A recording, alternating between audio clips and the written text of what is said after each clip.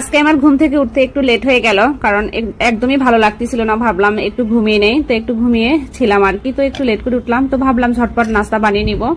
তো একটু চাপটি বানানোর জন্য আসলাম। চাপটির জন্য আমি প্রথমে আটাটা একটু চালিয়ে নিলাম, কারণ আটা চালালে একটু ভালো হয়।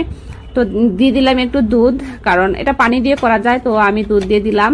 দেখেন এইভাবে ব্যাটারটা বানাতে হবে। বেশি দুধ বা পানি দিলে ব্যাটারটা একটু বেশি নরম হয়ে যাবে, তখন পিঠাটা বেশি ভালো হবে না আর কি।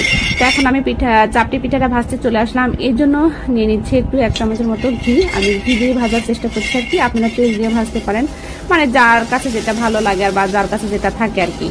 তো আমি সর্বদা বাচ্চা যেহেতু খাবে, সর্বদা চেষ্টা করি তাকে একটু হেলদি ভাবে করে দেওয়ার জন্য, যাতে একটু ভালো লাগে খেতে। তো এখন এই চাপটি পিঠাটা ছড়িয়ে দিচ্ছি। তো সাবধানে দিবেন এই কাজটা করার সময়। দেখেন আমাকে করতে দিচ্ছে না, আমার ছেলেটা বারবার করছে। দেখেন ভেঙে ফেললো পিঠাটা। এনেও ভেঙেই খেতে হবে, সমস্যা নাই। তো নিয়ে নিলাম 2টা ডিম, নিয়ে নিলাম সাথে খেজুর, আর নিয়ে নিলাম 1 কাপের মতো দুধ। তো আজকেই ছিল এটাই আমার ব্রেকফাস্ট। তো আপনাদের কাছে কেমন হয়েছে অবশ্যই বলবেন, আর একটু লাইক কমেন্ট করবেন।